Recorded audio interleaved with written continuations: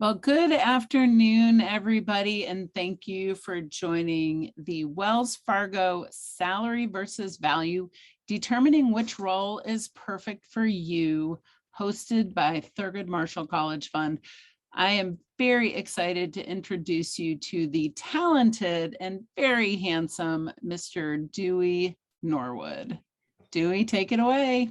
Hey, Betsy, thank you so much for the kind introduction and greetings to everyone here that's joining us today.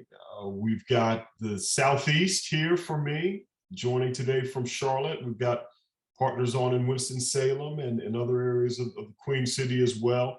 And we're also team being cognizant of the weather here. You know, as summer comes in, sometimes there's some weather that comes in with that. And so you may hear a rumble of thunder throughout today's broadcast in some way, shape, or form. We promise this outside is not our tummies because we're hungry for lunch or dinner. That's outside noise, but we're gonna persevere and come through it. And Betsy, just thanks again to you and to the team for all that you all do. You know, we'll shout out Jeremy now. We'll shout out Noel and the rest of the team for the amazing work that's happening. And you touched on it, Betsy. Our topic today, as you'll see on the next slide, is all about Sal v. Val, right? Salary versus value, determining which role is right for you. And I'm confident, team, that the information that you get today, you're going to be able to apply it to your job searches. You're going to be able to take the nuggets that you're going to be getting from the team and apply those items to your growth and to your development from a career perspective and as you're looking at roles. Hey, you've got my contact information here. Thanks in advance to all of the folks that have been reaching out via LinkedIn. It's really a great way to stay connected. So you've got that QR code here that'll take you right over to the page to be able to make those connections. So just thanks in advance for jumping in there. Hey, as we continue on, I want to spotlight a little bit about our firm. You know, folks have seen these slides before, so we'll cover them very quickly.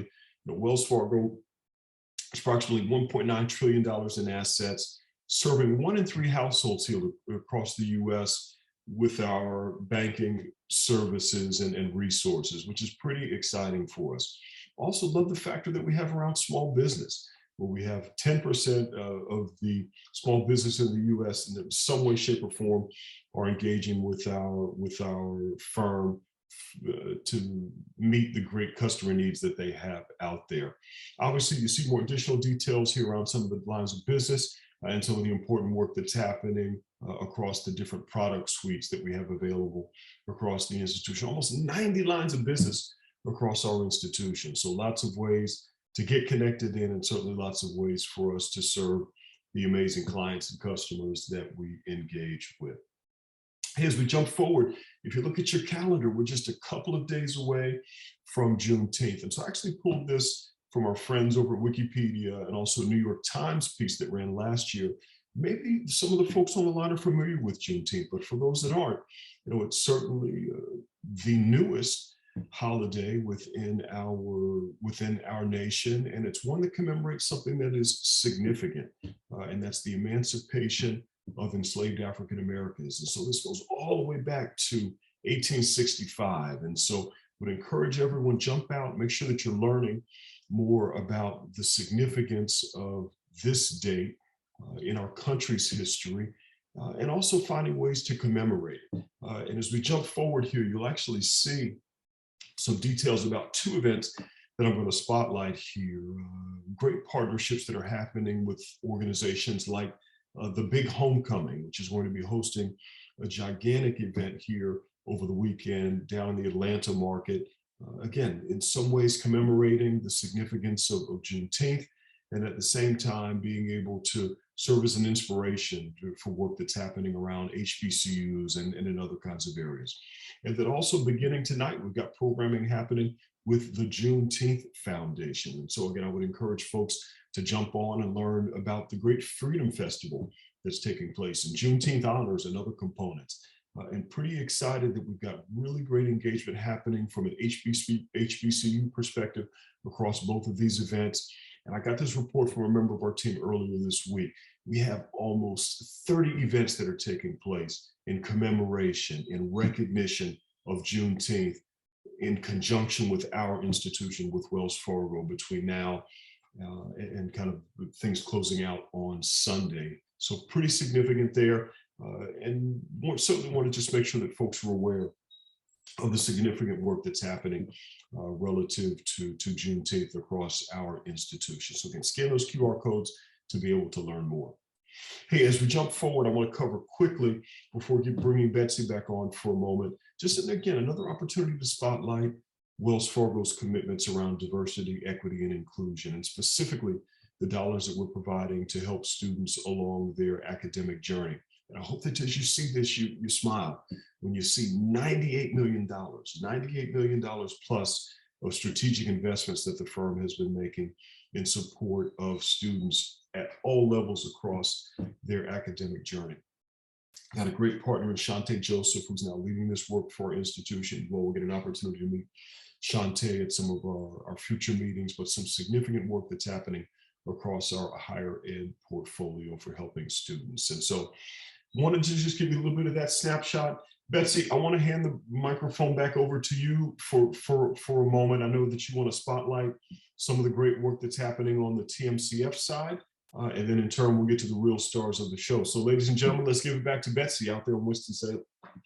All right. Thank you, Dewey. And one thing I will encourage all of you to do, you heard from Mr. Dewey Norwood. I would encourage you to connect with Dewey on LinkedIn. You're going to meet with amazing leaders throughout this call. Encourage you to meet with them and connect with them on LinkedIn. My name is Betsy Burton Strunk. I am a Vice President of Development at Thurgood Marshall College Fund. Connect with me on LinkedIn. Networks are your net worth. So I'll say it again, networks are your net worth. So take advantage of all the old people on the line, mostly me as the oldest representative. Anyways, Thurgood Marshall College Fund, we are a representative of the nation's public, historically Black colleges and universities and predominantly Black institutions. This is our 35th year. We're super excited to celebrate that throughout this year.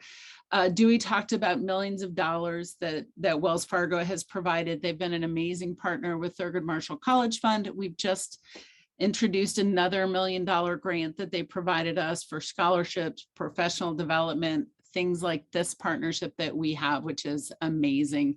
We work with over 300,000 students that attend HBCUs, and we work with about 85% of our first generation scholars who retain and stay and go to college and graduate, which is really the most important thing that you can do.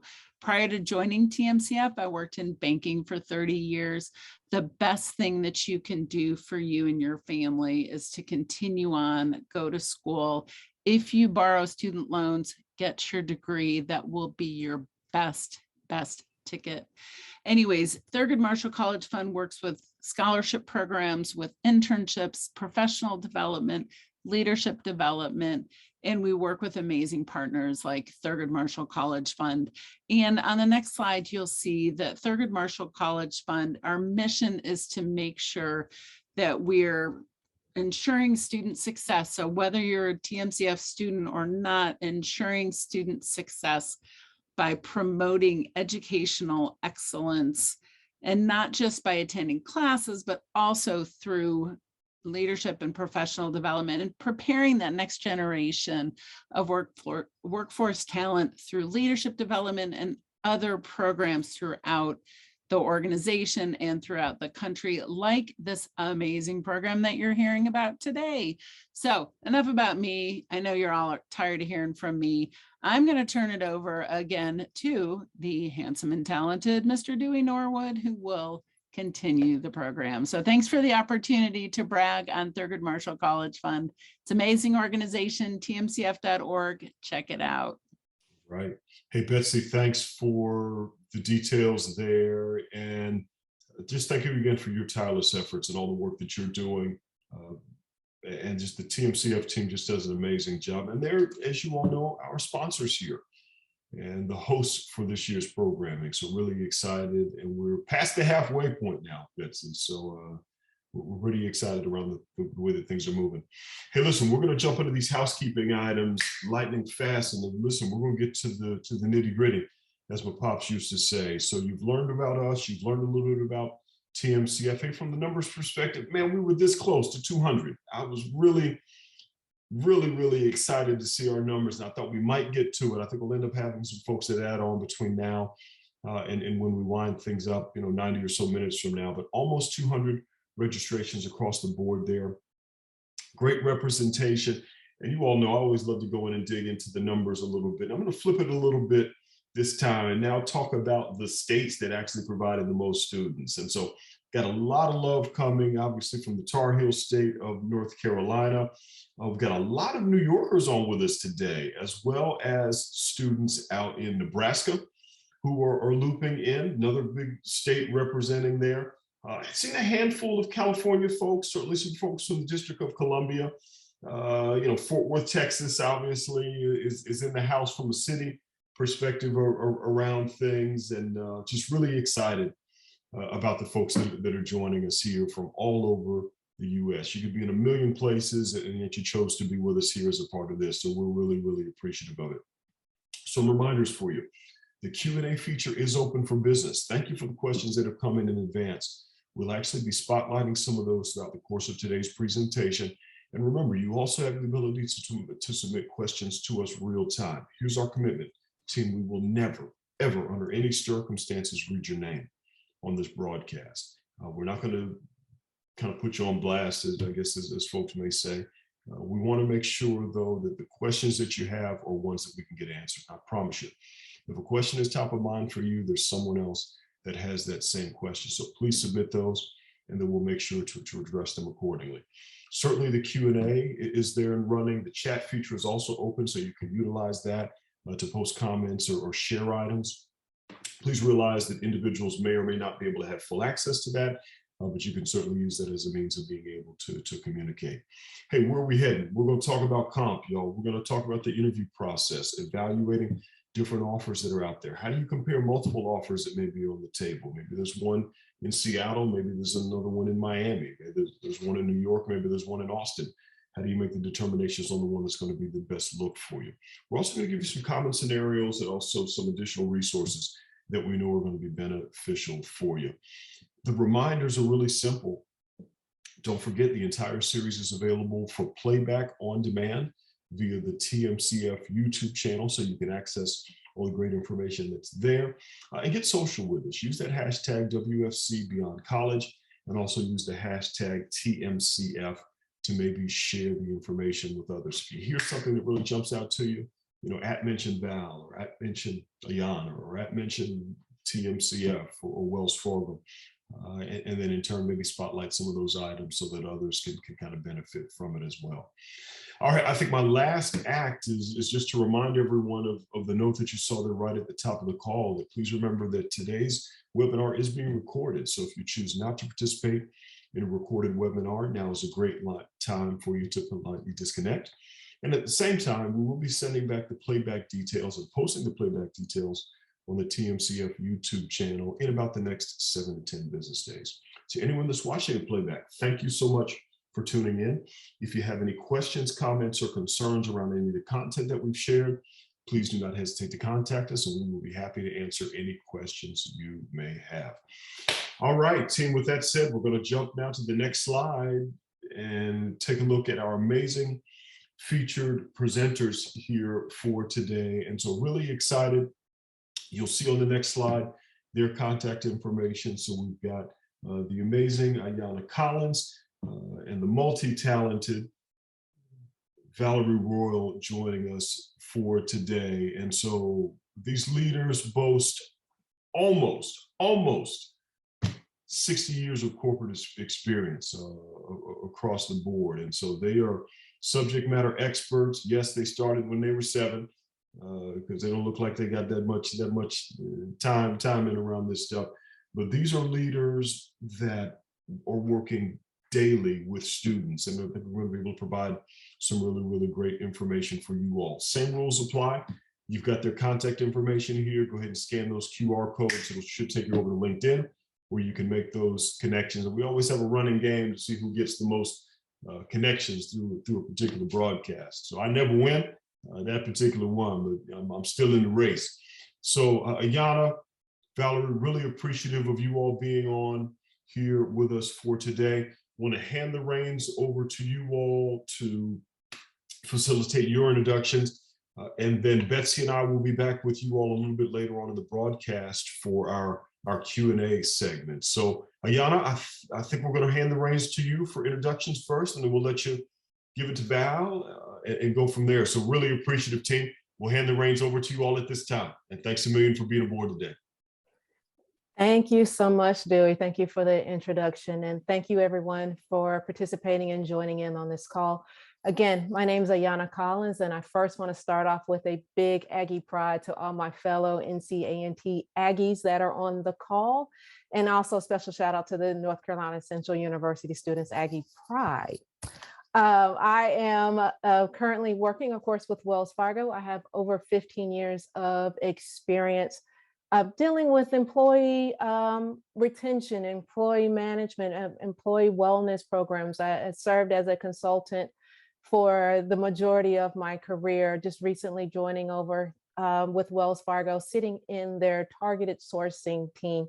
So my primary goal with Wells Fargo is to connect with people like you, connect with students, really understanding what your needs are, showcasing Wells Fargo as a potential next step for you in your career once you graduate from college, as well as working with mid-level professionals and just showcasing, again, Wells Fargo as an employer of choice, our commitment to diversity, equity, inclusion. Dewey just shared a lot of the things that we're doing, and there's much, much more that we're doing, and we'd love to have that conversation with you. So again, thank you for participating. I look forward to this discussion and to hearing your questions. Valerie, over to you. Good afternoon. And, you know, as you can hear, those rattlers always bring that thunder and lightning right on. So shout out to everybody on the call. First and foremost, to our esteemed guests, our friends from Thurgood Marshall. Thank you, Dewey, for the opportunity. And Ayanna, I look forward to presenting with you. I am Valerie Royal, lead business execution consultant from National Partnerships and Programs.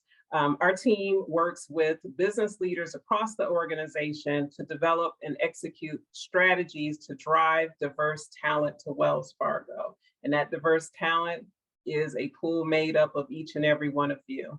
We do this through a portfolio of 30+ national diversity partnerships with organizations that represent professionals in business, such as the National Association of Black Accountants, Association of Latino Professionals for America, Society of Women Engineers, Ascend, and Disability In, to name a few.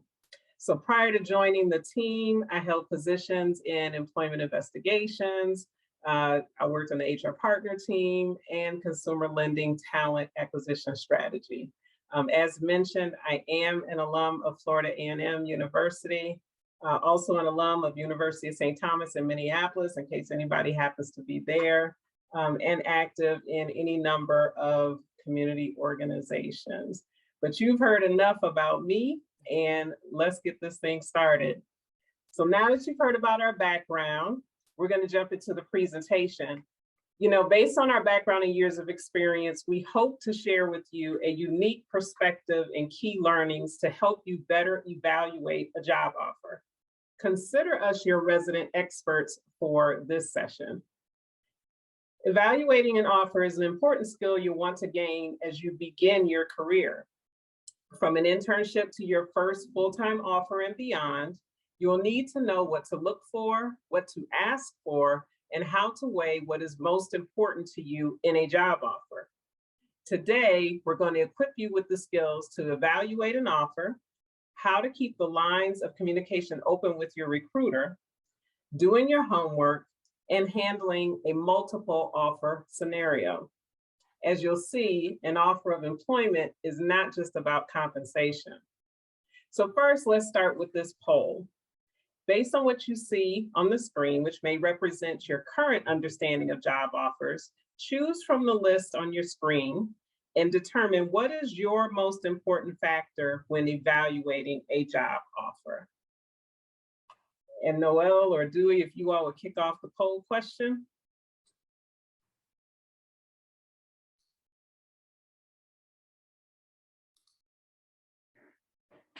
All right, Val, I think it just came up there, and we'll give it just a moment or so as those responses come in. It's always interesting. Uh-huh. Think about how I would have answered this when I was 4 years old versus how I answer it now. My answer is very different. Thank you. Right. Well, team, we're going to give it another, we'll give another 8 seconds here on the polling. All right. And then let's go ahead and close the poll, team, and see where our results end up. Wow. Okay. Val, Ayanna, any surprises here with these early metrics? Any surprises? Not yet. It landed kind of where I expected for before we do this phenomenal class. Agreed. Yes. Okay, so seeing a wide range here, both around salary and kind of that bonus target, as well as a lot of areas of focus around telecommuting and flexibility there. Certainly other factors around mobility, company brand also coming in here, employee benefits and 401k. Interesting that those didn't come in quite as high, but interesting there. All right, more to unpack, team. We'll give it back to you all. Absolutely.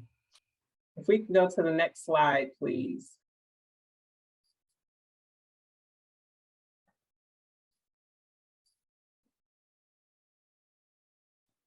Thank you.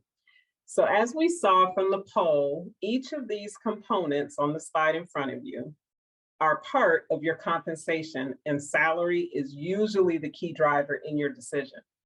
When receiving an offer, you should do your homework and prepare questions. You should also take a step back and consider other factors that impact your current and future cost of living. So let's say you're comparing 2 job offers. The 2 offers may have the same pay, or one may pay $5,000 or so higher than the other, but the alternative offer actually has a $15,000 performance bonus attached. How do you choose the best offer? Aside from the actual pay, here's some factors to consider, and the list is actually long. What will your commute look like? And will you have to pay on-site parking? Company parking may be available, but if your office is in a downtown metro location like a Charlotte or an Atlanta, for an example, the cost of parking garages could add up quickly, sometimes over $150 a month. Will you have the option of working from home full-time or for just part of the week? Having this option can help you keep your travel expenses down. And we all know where the price of gas is right now, so this will be a welcome opportunity. And the professional wardrobe costs will also go down. Not a lot of you chose 401k in retirement. Is there a 401k retirement plan available? Are there matching dollars? If so, this is a great opportunity to pay yourself towards your own retirement. So be sure to sign up as soon as you're eligible. The matching contribution is an additional contribution from the company and another advantage of signing up for a 401k plan. When you start your career, you'll be responsible for your medical benefits. Your medical benefits are part of your total compensation package. To understand your options, you'll want to ask for information on the plans, the average cost of those plans, the level of coverage, and the deductibles you'll need to pay. For some of you, the company brand might be important. And company brand actually got the lower number of responses. Are you working for a large corporation with multiple locations that is well known? Sounds familiar, huh? Perhaps it's a smaller brand that is an upstart or a growing business. It may be a smaller company that gives you faster access to leadership, but has fewer employees. In both cases, your growth potential could be limited. So that's something to think about. Another key component of your compensation is training and development and internal mobility. or the opportunities to move and pursue different jobs within the company. Many of you may have limited work experience coming out of college. Be sure to look for training programs that will offer you an opportunity to learn on the job, but also a structured career path for your future growth. So how do you research and inquire about these different compensation components? You want to do your homework prior to your interview by visiting the company's website and their social media to start. These sources typically have the most current company updates. Research the annual report, look up news articles, check the stock market, review sites such as Glassdoor and Indeed, which provide additional content on the questions regarding compensation and benefits. Many of these questions can also be directed to your recruiter as you begin the interview process. And because you attended this amazing Beyond College series, we're sure you will be prepared. Next up, let's talk about the interview to offer process. Thank you. The interview to offer process is your opportunity to share your skills and sell yourself to the company. It's also the time to understand what is being offered. In your first round interview, a recruiter may ask, what are your salary expectations? Contrary to popular belief, you do not want to ask for a specific dollar amount at first. An appropriate response may be, I'd like to be compensated fairly for the role, but I would also like to understand the compensation structure for this role. By responding in this manner, the recruiter can share the range or base salary for the role and the bonus structure if there is one. Generally speaking, a recruiter will not go into the benefits. Be prepared to have your questions ready about the benefits we discussed earlier, such as work from home, 401k plan, and the like. You should never go into the final interview stage without an understanding of what the job pays. If the recruiter has shared the salary and is well below your requirements, do not wait until an offer is made to ask if there's room to discuss your starting salary. At each step, you're showcasing your skills and gathering information. A verbal or written offer is given by a recruiter. At this stage in the process, you may be looking to negotiate.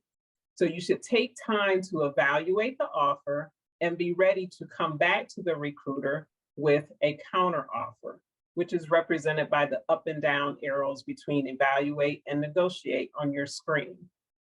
Should you counter that offer, the most important information for the recruiter is the rationale for requesting higher compensation. You want to evaluate the offer by determining the cost of living. As an example, the cost of living in Charlotte can be very different than the cost of living in Atlanta or New York. Look at comparable companies as well. Is the same role commanding a higher salary from a different company? Most importantly, you'll want to understand the years of experience other companies are paying for, and whether or not that is comparable before you present a counter offer. For example, if another company is paying more for 5 years of experience and you have 1 year, then your rationale for more compensation is likely not equitable. I'm going to pass it to Ayanna to talk to us about negotiating the offer. Thank you, Valerie. Let's just dig deeper in evaluating your job offer before we think about and start talking about how to negotiate that job offer. So as she mentioned previously in those slides so greatly, is that you should do your research prior to interviewing. Really understand the company that you're applying for. What are some of the benefits for working with this company outside and beyond the career growth and career development, that we talked about earlier.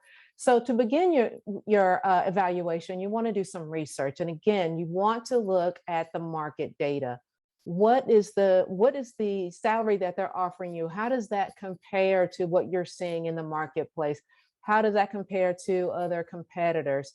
So great resources for that are like Indeed.com, PayScale, Glassdoor.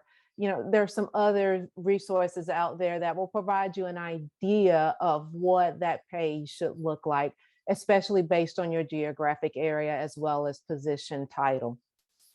You want to take into consideration a company's reputation, their culture, and their stability. So what's their reputation online? What are some of the employees saying on those websites? Be careful about what you read and make sure that you make a great judgment on what you're reading. You can't believe everything that's on the websites, right? You want to look at the stability. How is the company? What's the industry like? How stable is that industry? And what's the viability of that company within this industry? What's going on in the current marketplace that might potentially positively or negatively affect the company that you're going to be looking to work for? And when you're thinking about culture, go back to that interview process where you were talking with that interview. Did you have a connection with them? Do you feel like that's someone that you can potentially work with on the team? If you had an in-person interview, do you feel like that environment is a place where you can thrive?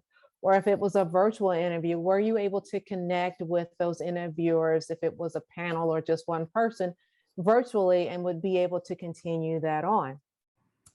And again, the polls show that, especially in an entry-level position, you're not really thinking about the benefits. So you want to keep in mind that overall compensation package. So are they offering a match to your 401k? What are some of the medical benefits and what are they covering? Also, the employee wellness programs. You want to consider all of those things because they're going to play a role in your overall job satisfaction and your well-being. And then as we're moving on from the research and we're thinking about self-assessment, I encourage you at this point to take a step back, pat yourself on the back because you made it to this point. And that shows that you were able to showcase your skills, your background, your voice in a manner in which the company wants to hire you. They see that value. So now you have the opportunity to see if the company was a good fit for you.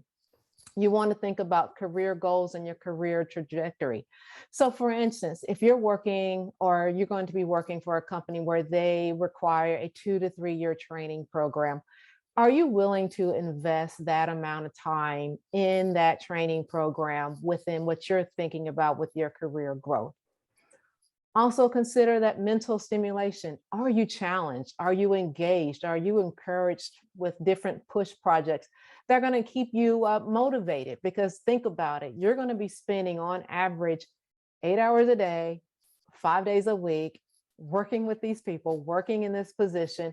And you want to make sure that this is something that you want to do and that you're going to be challenged. It's far beyond than just that salary, right? And then also thinking about the values. What are the company values? Again, as Valerie mentioned, go on the website and just research how the company is standing up and showing up in the local community.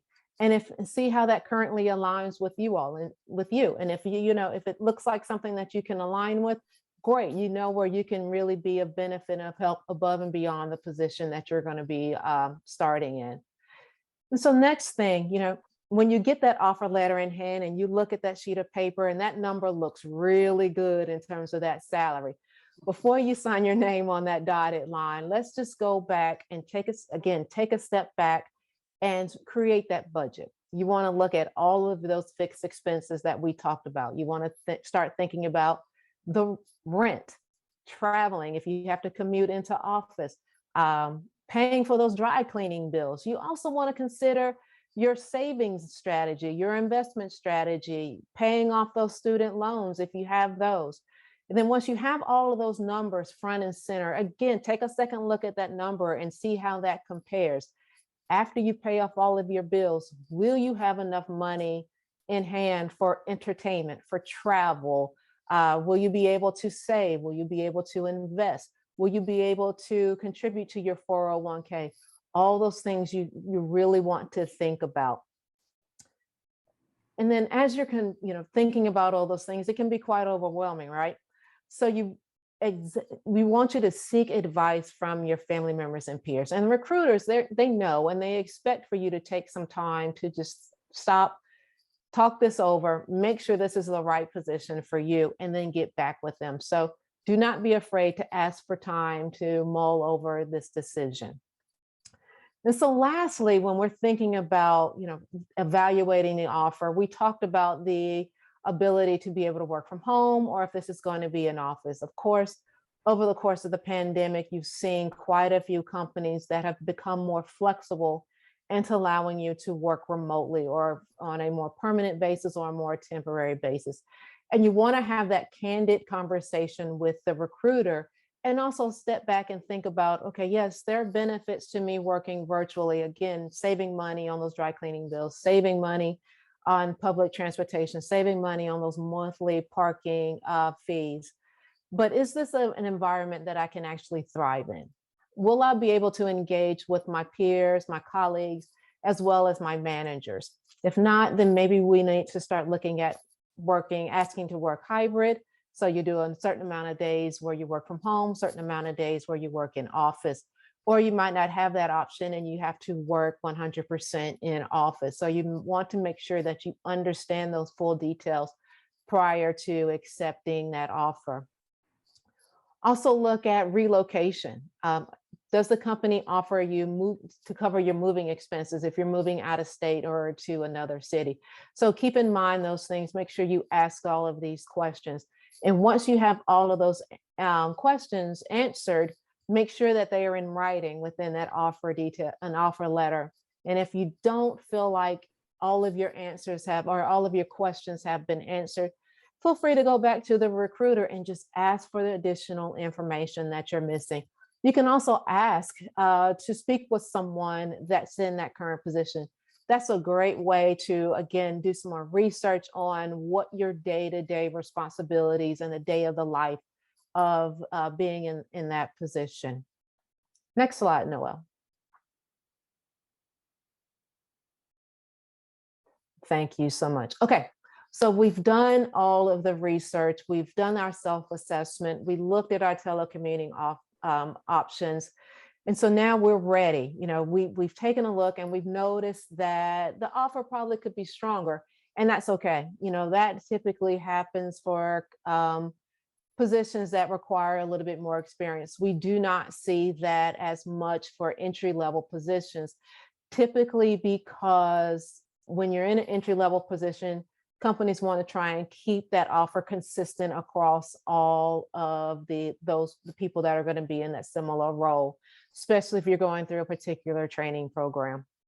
But again, if you think you have a compelling case to renegotiate your offer, you want to approach it with two things in mind, and that is attitude and action. So with your attitude, you always want to be appreciative and approach the counter offer in a positive manner. You want to be really enthusiastic and reaffirm to the recruiter that you are very interested and you're thankful for this offer. But there's certain things that you would like to at least discuss or negotiate. And when you're going to the negotiation table, make sure that you, again, have a compelling story. You're going to hear that a lot from me as well as Val in terms of just when you're going back to counter offer.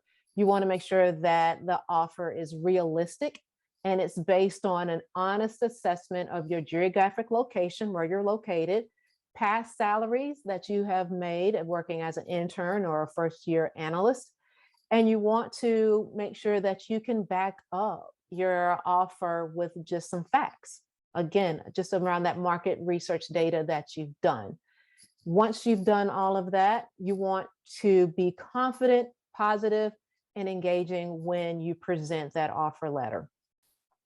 So let's move to action. So you're ready, you have that counter offer. So you're ready to present that counter offer to the recruiter.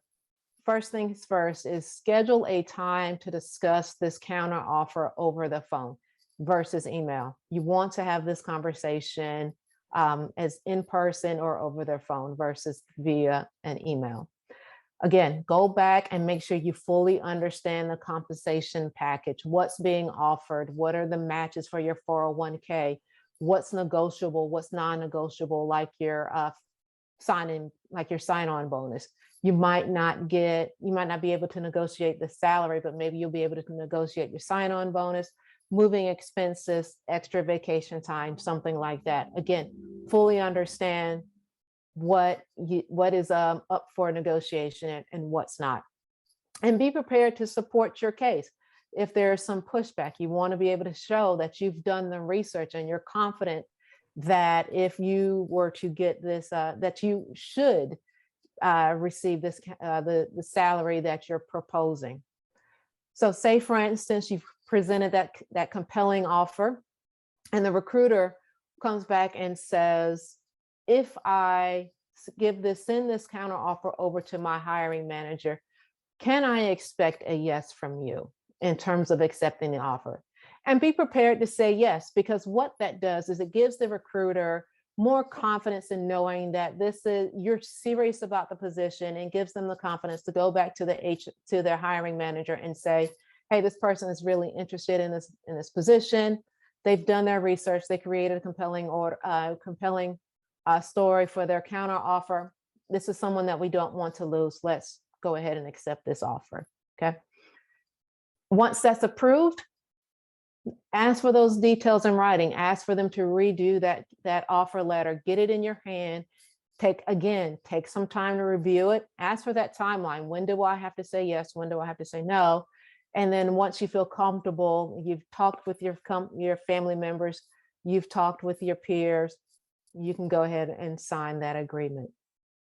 So Val, I will turn it over to you. Thank you. Next slide, please. So not only do you have one offer, but because you're on top of your game, you have multiple offers. So let's talk about this scenario. We know many of you are probably interviewing with multiple companies, and this is really the ideal scenario, even though it may stress you out. But first, congratulations for getting these multiple offers. The first thing you want to do is be transparent. Recruiters appreciate when you let them know you have another offer on the table. Find out when the recruiter needs your decision. Don't feel pressured to say yes to the first offer that you receive. Next, we're going to help you come up with a little bit of a decision matrix to sort this out. So the first thing you're going to do, grab a sheet of paper, list the components that are important to you and give them each a value. If salary is 50% of your decision, think about what else makes up the pie for you. As you can see on your screen, benefits may be a portion of that. The type of work may be a portion of that. You're going back to those very components that we voted on at the beginning of the presentation. Rate each of those categories and do the comparison for each offer to help you decide. You can negotiate the time to make a decision, but know that asking for more time might not always be an option. Most employers will give you about a week to make a decision, but if you're interviewing with multiple companies, have a transparent conversation with the recruiter so you know how much time you have to make the decision. More importantly, don't ever ghost on this conversation. Stick to the timeline that's been given to you. And if you need more time, don't be afraid to ask for it. So we've covered quite a bit of information so far. I'm going to ask Ayanna to join me, and we're going to cover some of the questions that you all sent in. We'll highlight some of the common scenarios and address many of your questions. Ayanna, would you take us through the first round of common scenarios? Next slide, please. Absolutely. Thank you, Val. So here's a common one at the very beginning is, again, you're on top of your game. You have multiple offers or you have multiple interviews lined up.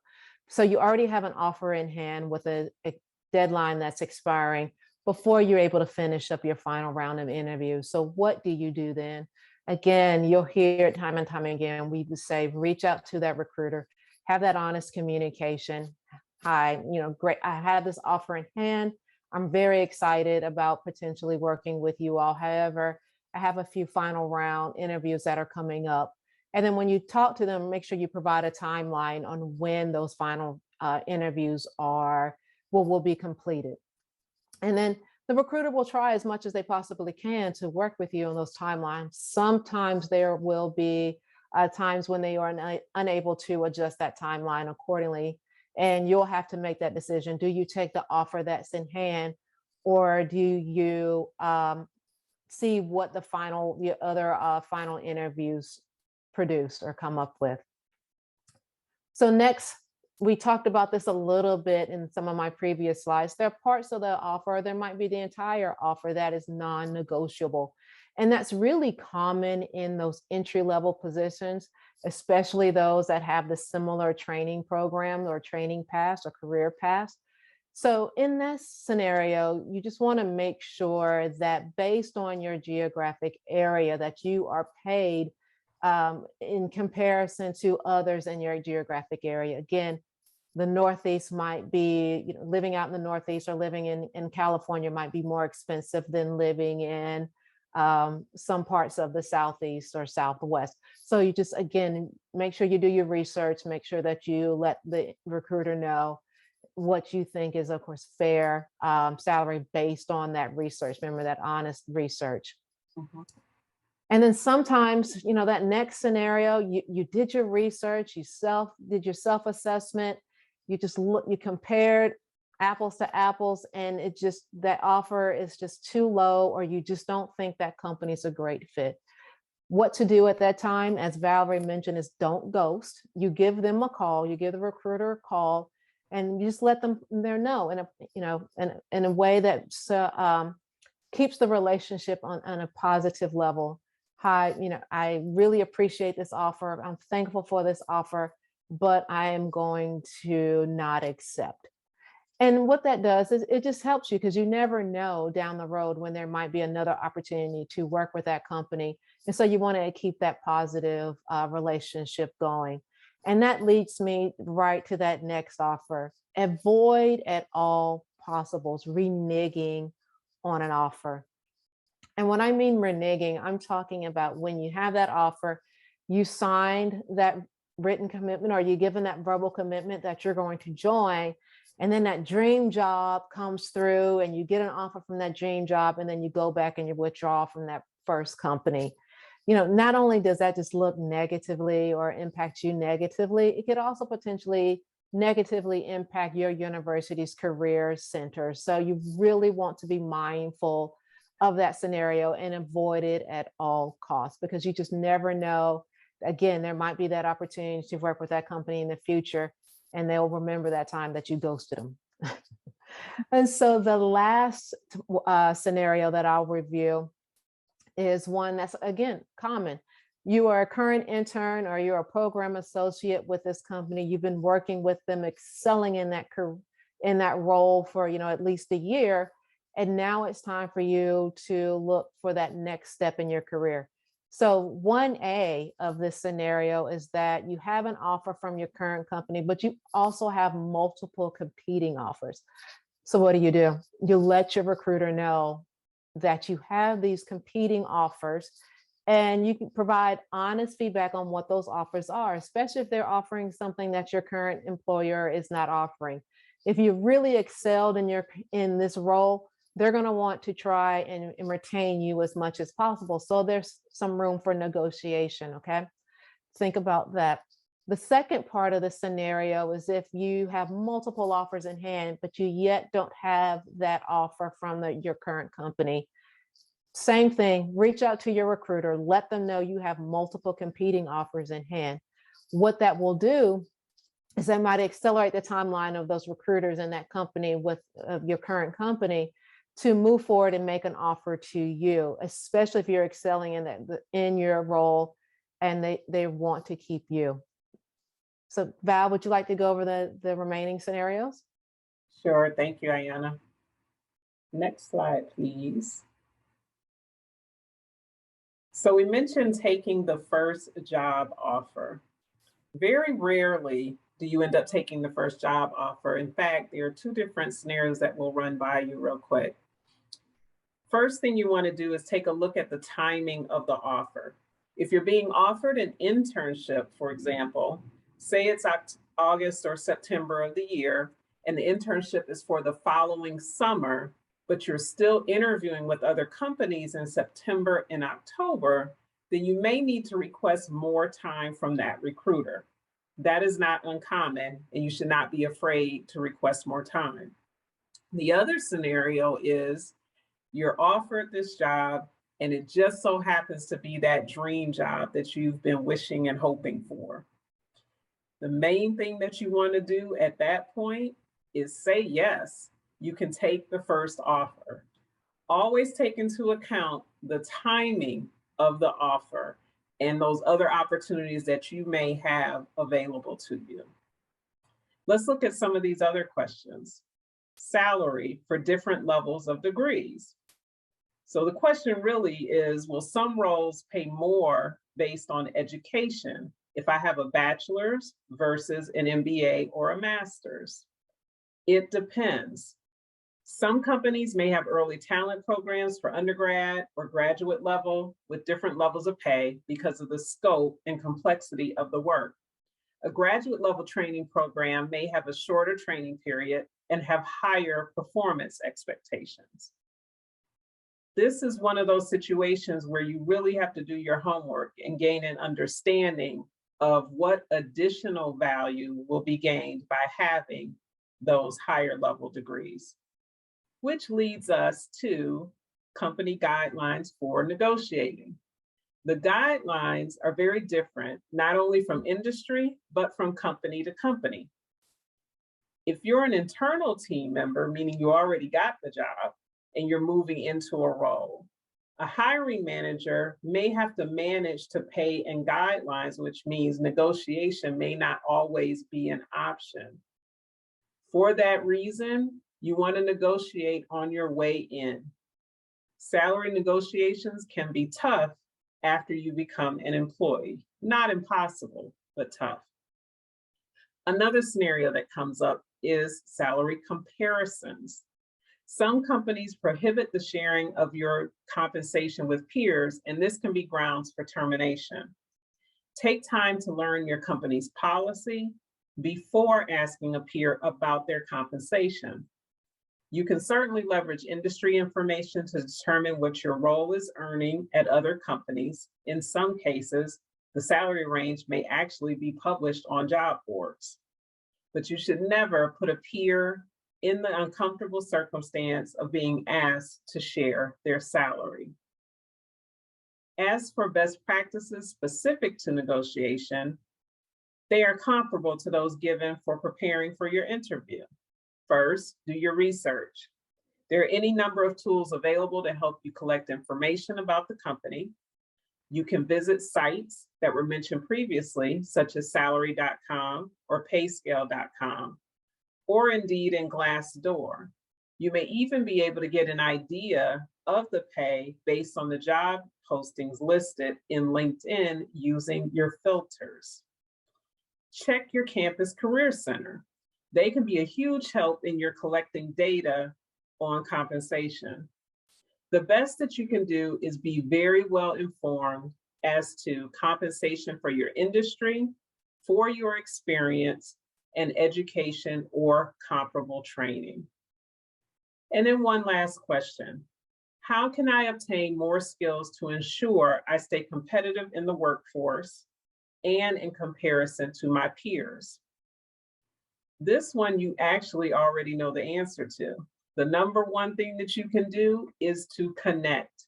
You have any number of tools that can be used to network, way more than I ever did when I was around your age. Set up in person or virtual coffee or virtual lunch where you can invite someone to meet with you online for 15 to 30 minutes simply to network. Get to know them. Ask questions about their experiences and determine if they can assist in helping you progress toward your career goals. Second, always look for opportunities to cross-train and volunteer for projects. Once you've got the job, your number one priority is to work on getting your next job. This could also include volunteer experience with nonprofits, such as Thurgood Marshall College Fund. It could also include taking a leadership role with professional associations that align with your chosen career path or sitting for certifications. Never get comfortable. Keep networking and preparing for your next promotion.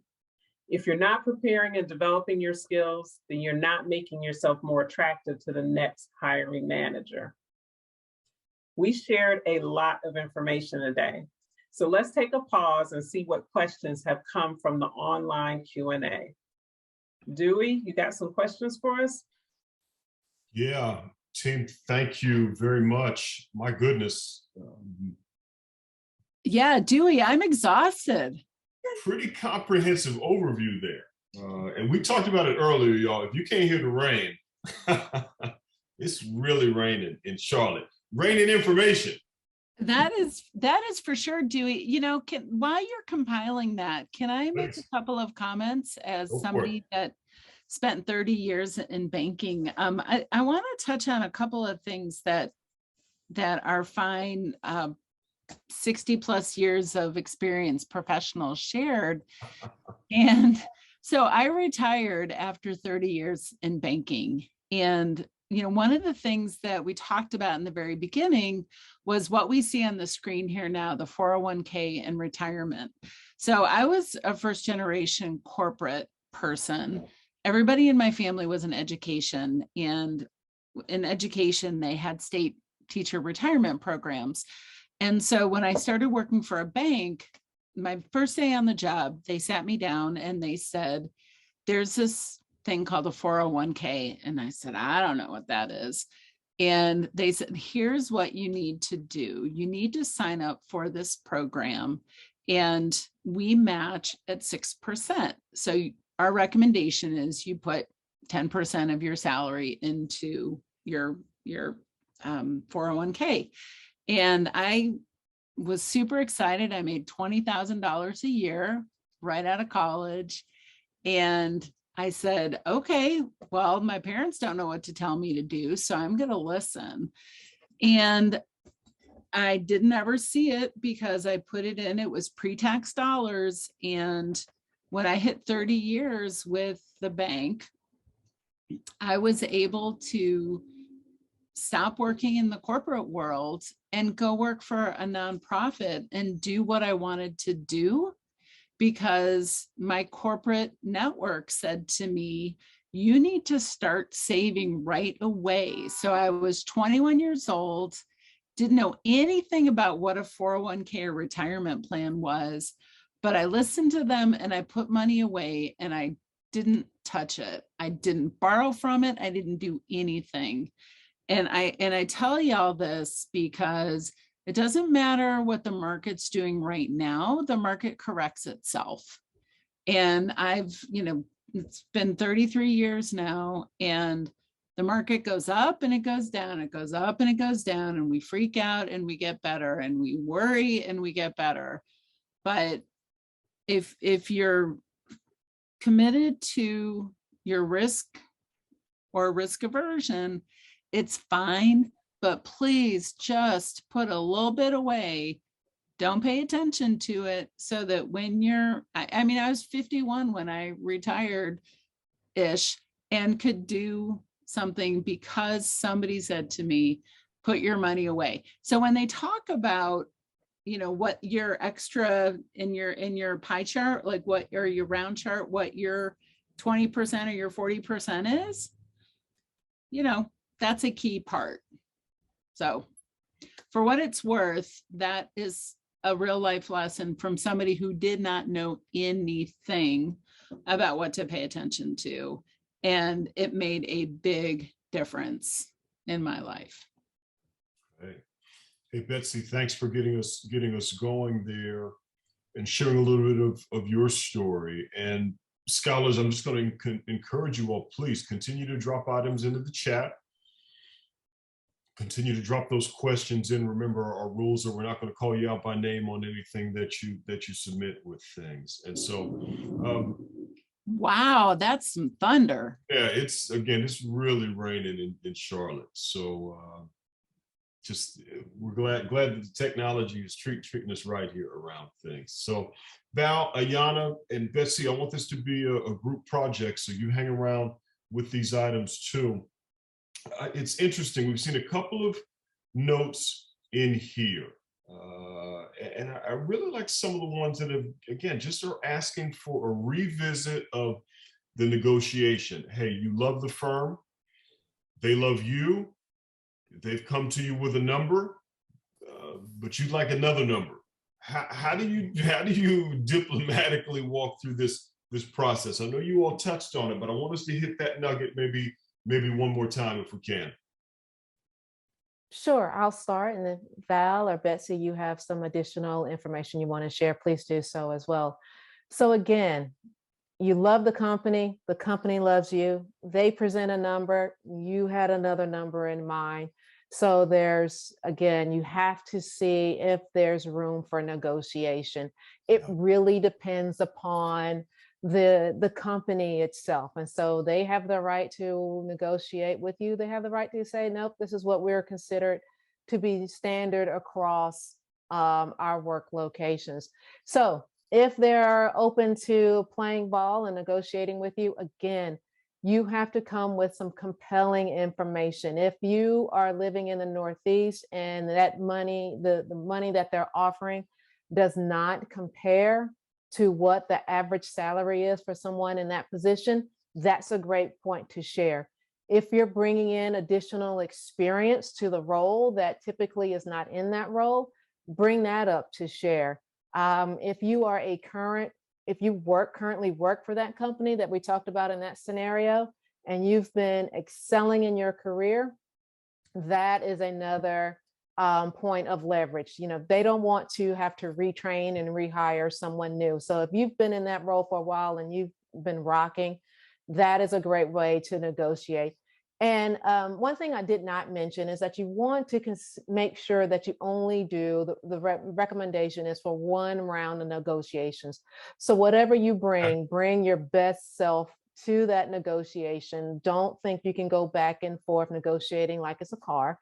Make sure you bring your best self, that factual research or that factual data that you can back up, and then see where it goes from there. Again, if the company really wants you, they're going to try and figure out a way to make sure they keep you on. Okay. Val, Betsy, anything else to add? Yeah, it's funny you mentioned like a car. So unlike a car dealership, we're not trying to play the walk away game and pretend that I got a new number and go back and forth, right? So this is one of those situations you have to be very careful with how you handle, because as Ayanna mentioned earlier, the world of recruiters is very small. The number of companies that you may be interviewing with can be large, but do not be surprised if all of these individuals know each other and they network with each other. That is not uncommon. Therefore, do your homework. We mentioned several websites previously where you can actually benchmark and do research using job titles and search and see if there's a way for you to come up with a number that is at least close to what that job may actually pay in salary. The other piece, if you feel like you've got some extraordinary experience that is directly related to this job, that for that reason makes you an outstanding candidate who is worthy of more compensation, don't be afraid to say that, but absolutely be able to back it up. So what does that look like? It may be that you ran your own business for 5 years before you got to this point and interviewed for this job. Being an entrepreneur in a similar field could absolutely have some impact on your being able to negotiate for higher compensation. Not a guarantee, but it's one of those exceptions that a recruiter would definitely take into consideration. Another option, if you've got certifications, say you went to grad school and you decided to get a couple of certifications before you decided to work full time. Again, having the certifications will give you one up possibly over some other candidates. may not necessarily translate into more money, because to have certifications without comparable experience doesn't always pan out. However, again, this is really about how well you can sell and make your case. And by all means, don't give up. The intent is not to ping pong back and forth in this negotiation, but if the company decides that they're not willing to pay you more, even though they recognize that you have these extraordinary skills, the decision is back on you. Does it make sense to take the role anyway and build up your skill set, build up your resume, and then look for another opportunity, or move internally to another role that will bump you up to the salary you're looking for? So you do have some wiggle room, you do have some options to consider, but you really need to be strategic in how you execute. Ladies and gentlemen, I hope you're taking down notes. I hope you're writing with both hands, typing with your toes. It's coming pure string. So let's keep tapping in.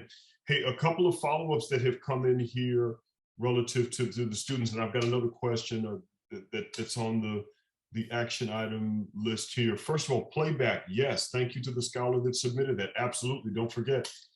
Playback will be available via TMCF's YouTube channel. If you just do a Google search for TMCF YouTube, it'll take you right there. You can access all of the content already for this year. And then again, give us about 7 to 10 days, and then we'll get the playback available for this one. So special thanks to the student that submitted that question. Hey, another question, Betsy, this was a little bit for you around the 401k. This person said, hey, do I actually keep my 401k if I leave a company? Do you want to spend a minute or so talking about that? Sure. Yeah. So here's the thing about the 401k, and I know that the question, of course, was in particular about going out of the country.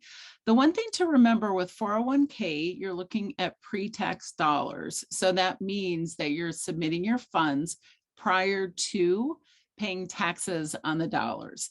So anything that you put into a 401k from your own money is always yours. If you take those funds out, you will have to pay a tax penalty if you take those out prior to hitting retirement age or a certain age based on your plan. You can borrow from your 401k, and again, it depends on your plan itself. The other thing is, if your company matches or a portion of the match, you go through a process called vesting, or a period of time in which the company's funds become yours. Oftentimes there's a 2 or 3 year vesting process where a percentage of the company's match will then become yours. So if, for example, the company will match dollar for dollar up to, let's just say 6%, then after 3 years, all of those funds will then become yours. So it's a little tricky to just kind of talk about, because it sounds like I'm saying a lot of words that may not be easy to understand without pictures.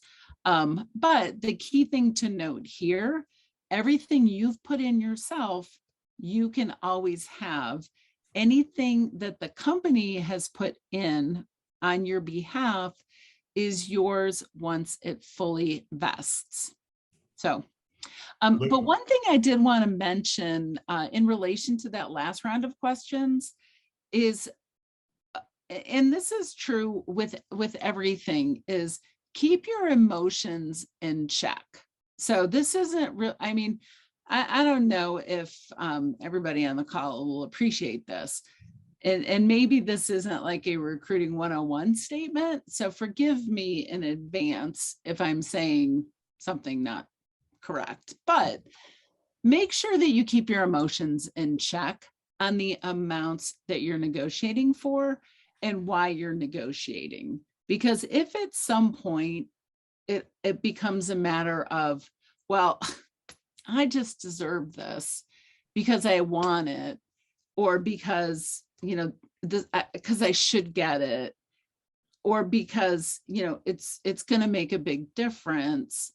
If you think about it, if you're like thinking about $1,000, for example, when you break that out, and again, I apologize to my colleagues if this isn't right, but this is how I think about it. If I'm talking and trying to negotiate over $1,000, for example, and you break that down over 26 payments and you take out FICA and other benefits and other pieces, it's like $1 a paycheck.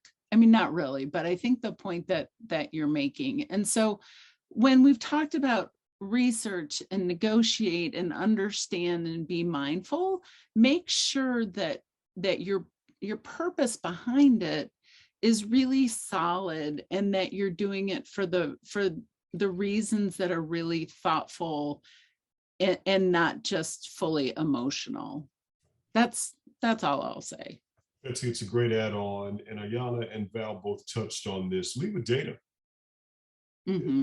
There are lots of resources out there that say, hey, listen, based upon the market conditions, based upon this particular role in this region of the country with this number of years of experience, this is where I feel I should be. Now, that may or may not be where the employer can have you right then, but you've got to have those tough conversations. And if it's the right look, hey, let's go. And if not, then let's make the adjustments where we need to in other kinds of areas there. But really sound advice, Betsy, with everything that you touched on.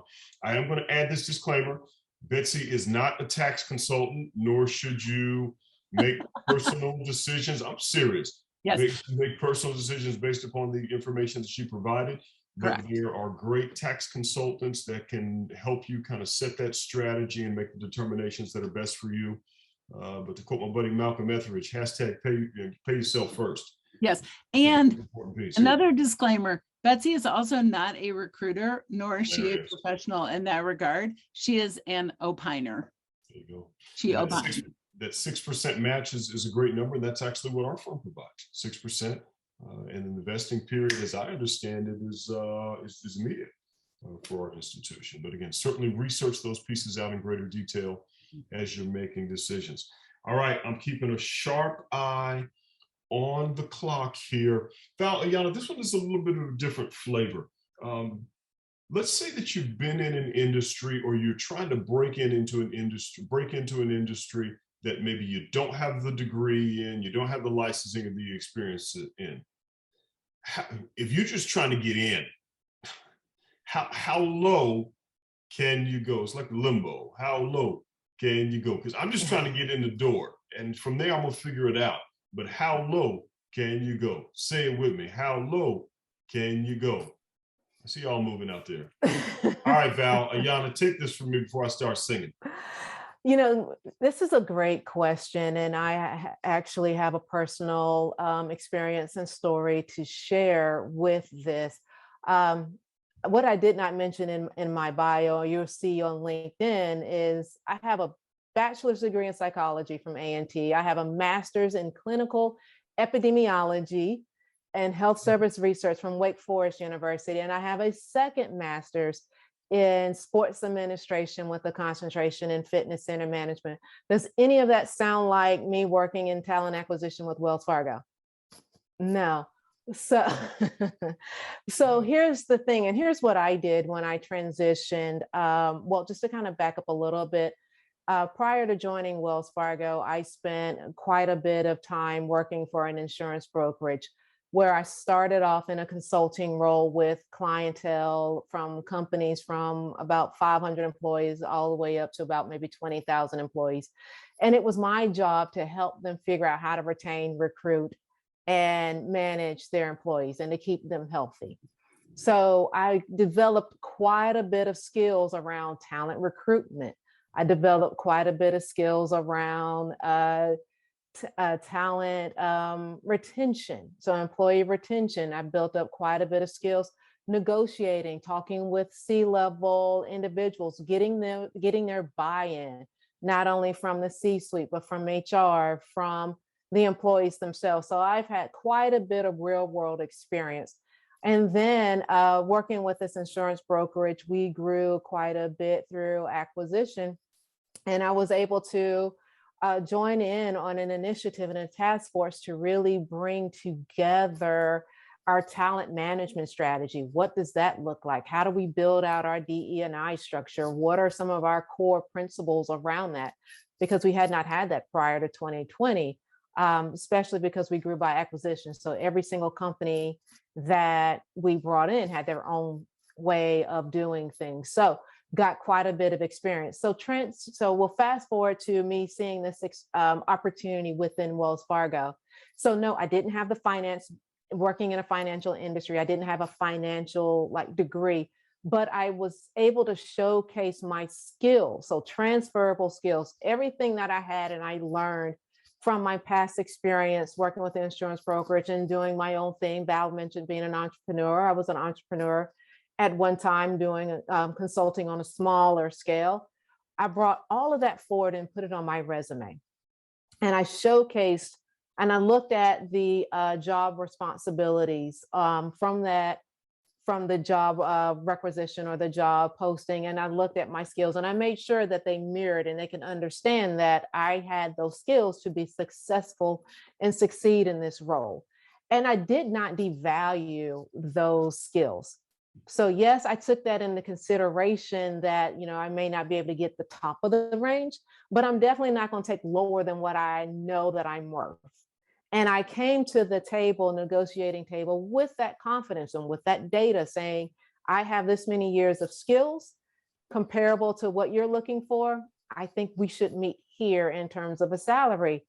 And it worked. I'm joined on with Wells Fargo. I'm very happy here. I'm comfortable with the salary that I'm at, and I'm looking to expand. So that's kind of my personal story. And I'll let Val provide some feedback and thoughts on that as well.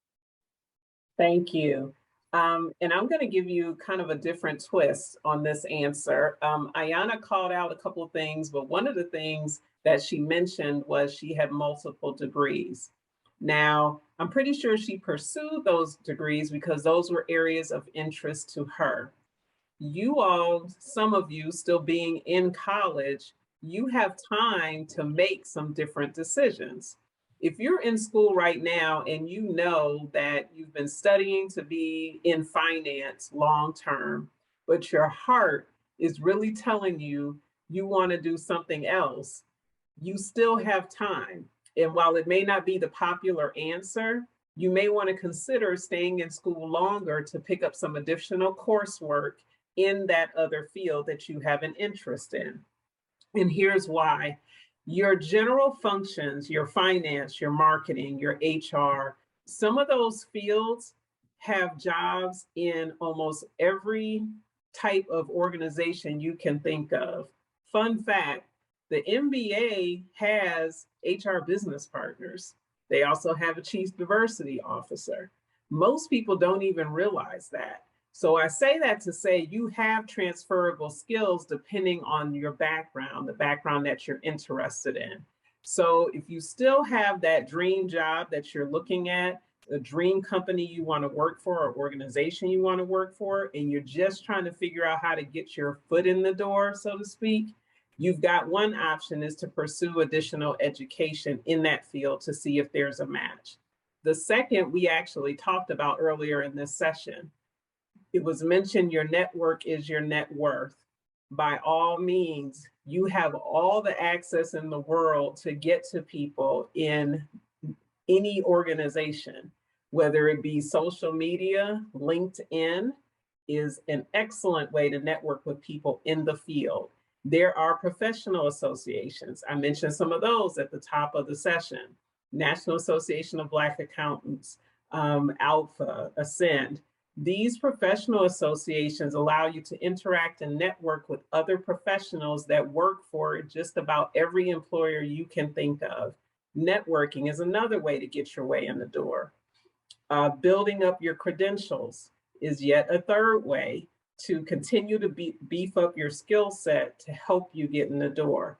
And then finally, you're networking with people on this call right now who may know somebody that knows somebody and can help you meet the right people to at least do, at a minimum, an informational interview. You start building that relationship and let that person know that you're interested in ultimately joining their organization. And then hopefully from there, you built up the relationship over time and an opportunity will come your way.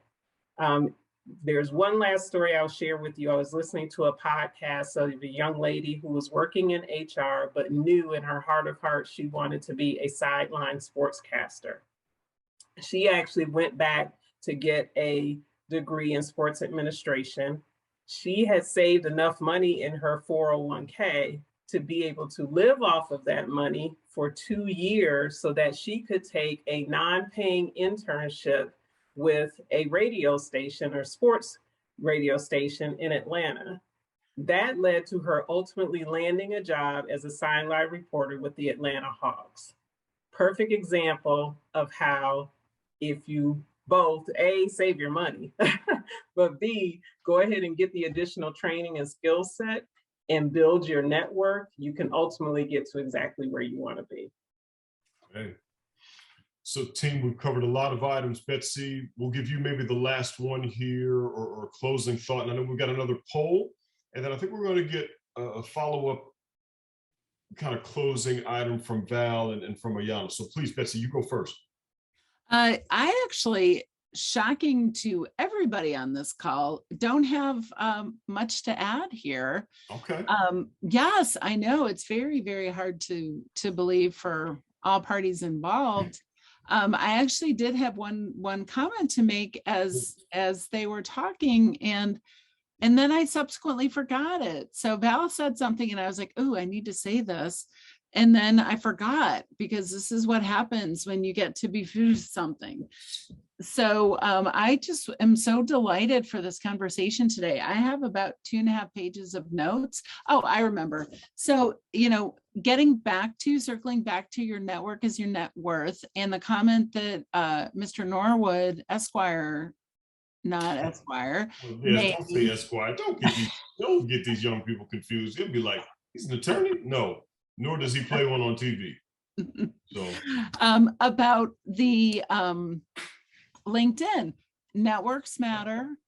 I've gotten 7 LinkedIn requests since we've been on the call. So I know that Dewey's probably gotten 25, and I think that Ayanna and Val have probably gotten 47. But link in with people that can help you, because when we talk about things like, please link in with us, we're not just saying it, we actually mean it, because you're on this call because you care about your future and you want to better yourself and you want to learn. Because it's Thursday afternoon, it's pouring down rain in North Carolina. It could be gorgeous and beautiful where you are, and you may or may not want to be doing something else, but you're here on this call, and that matters. And so please feel free to link in with all of us, because contrary to popular belief, it doesn't matter to me whether or not I win the prize of how many people linked in with me.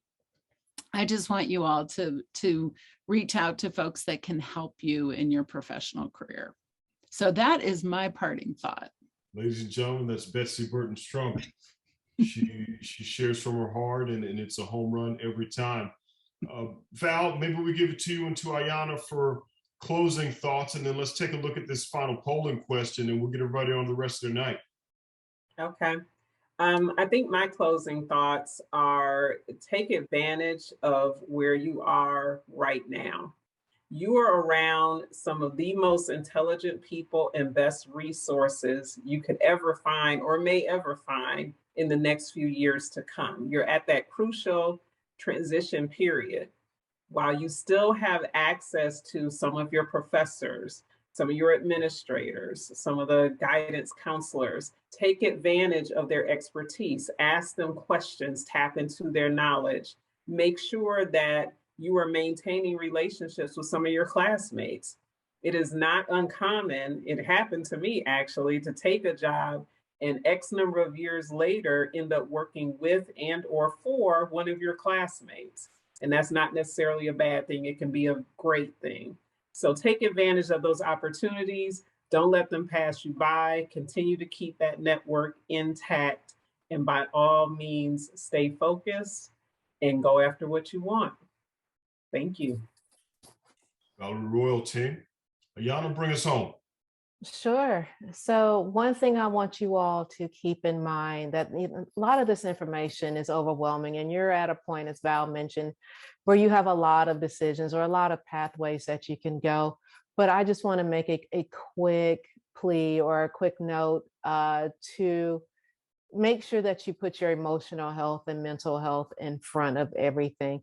You do not have to have this all figured out by the time you graduate or by the time you enter into your senior year.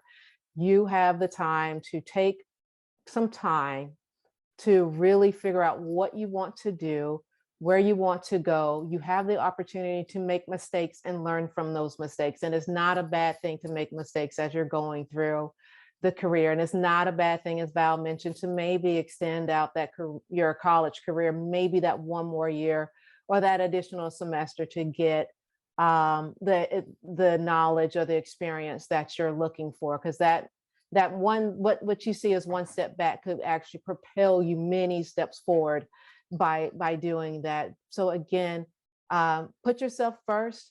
Make sure you take some time out to relax. We're in the summer season. Make sure you take some time to relax for your self-care, for your emotional health and your mental health. So thank you so much for attending.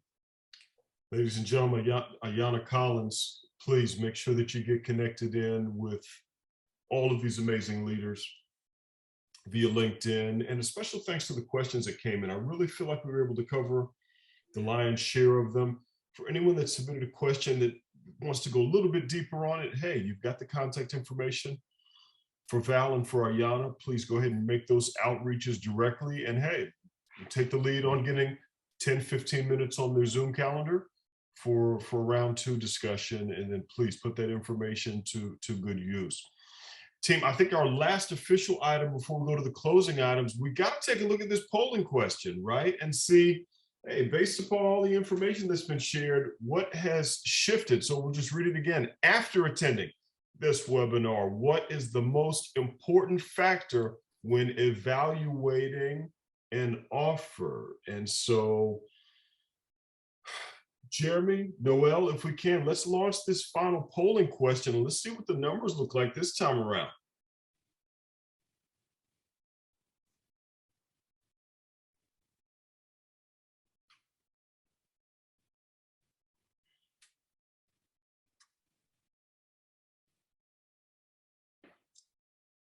Looks like it's loading here on this side.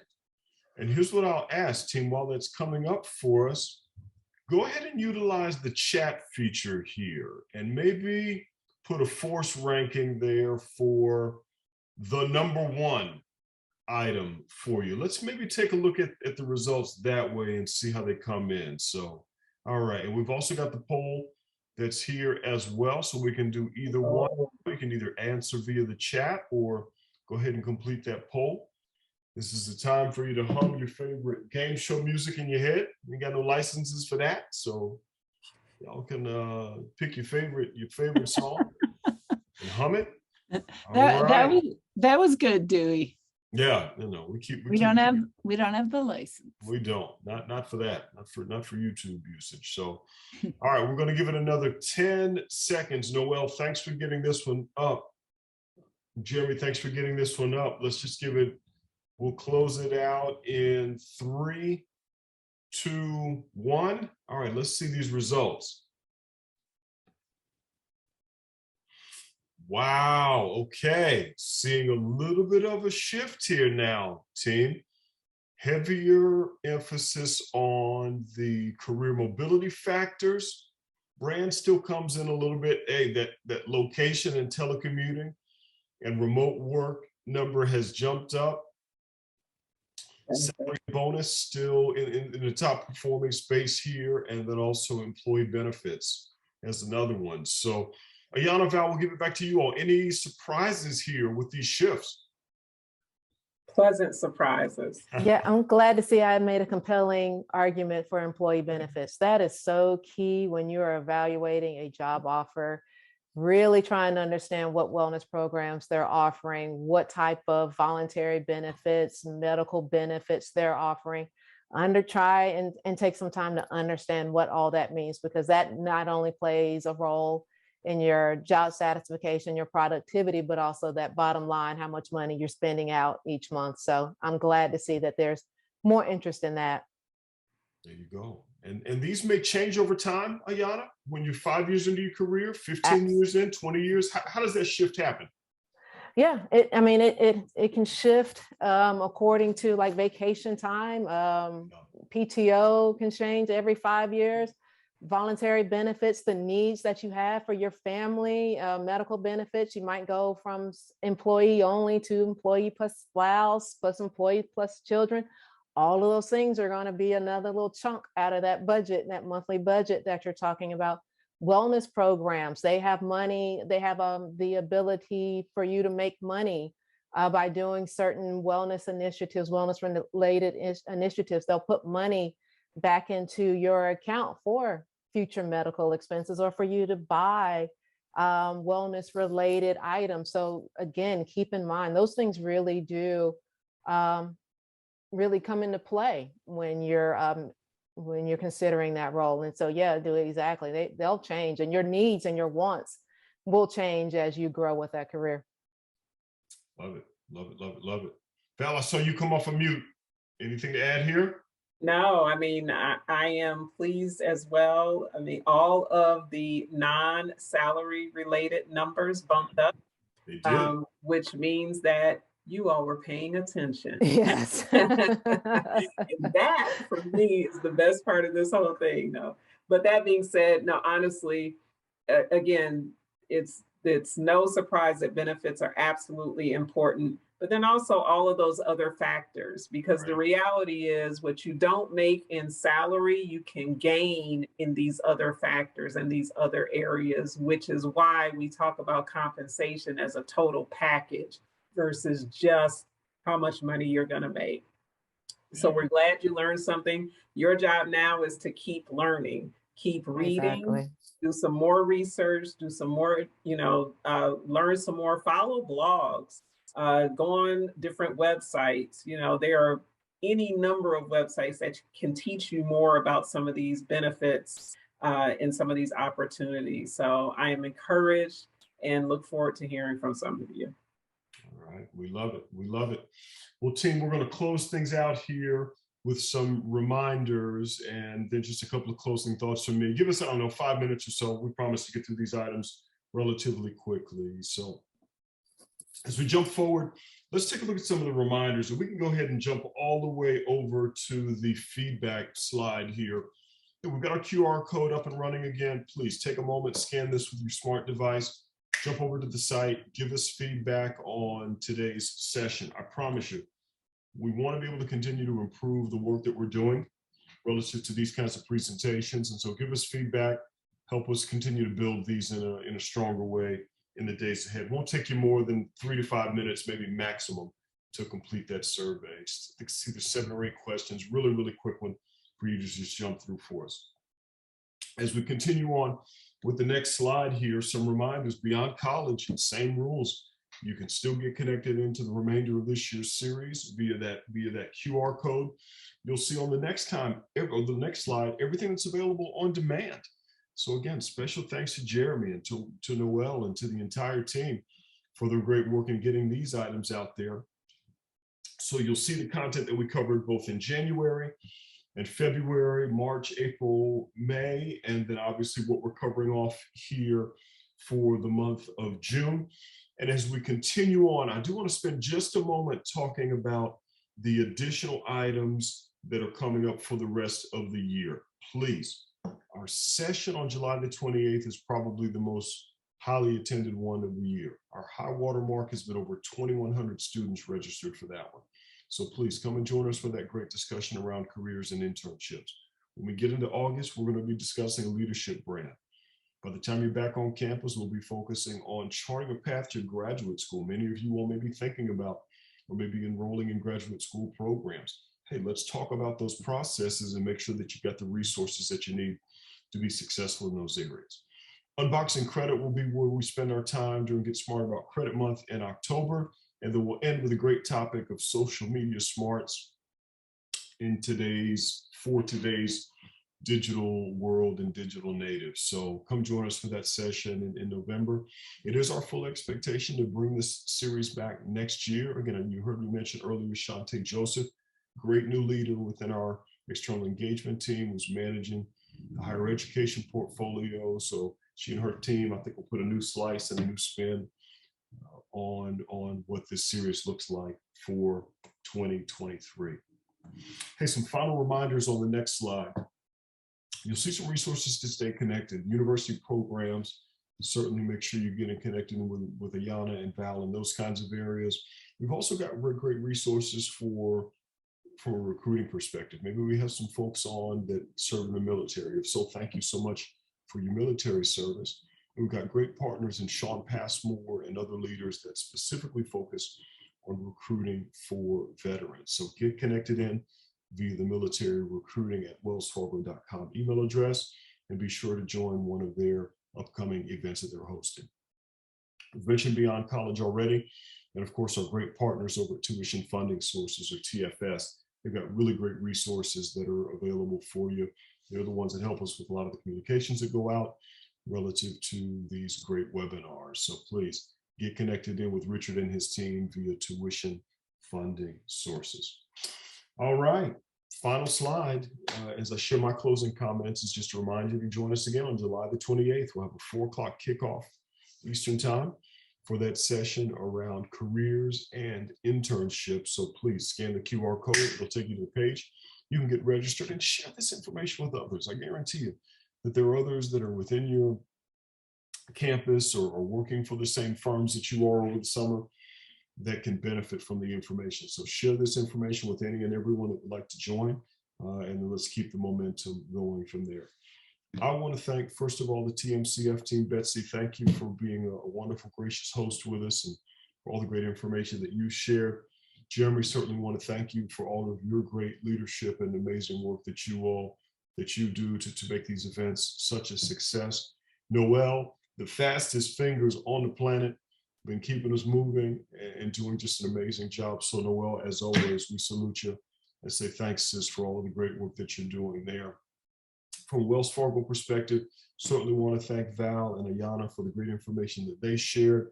We've got other partners behind the scene, Angel Heyman, who's got double duty today, working on the 100 Black Men Conference down in Florida, who wasn't able to join us, but helped us get a lot of these elements set up. And of course, Barbara Scotland and other partners. And so to anyone that I didn't get a chance to mention by name that's on with us today, that's added value, just thank you so much for the work that you have done and all the work that you'll continue to do with us in the days ahead.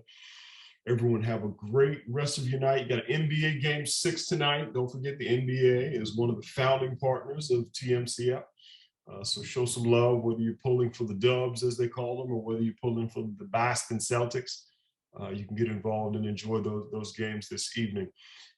Please keep working. Enjoy the rest of your summer. And happy Father's Day, Dewey. Oh, listen, thank you. Thank you, Betsy.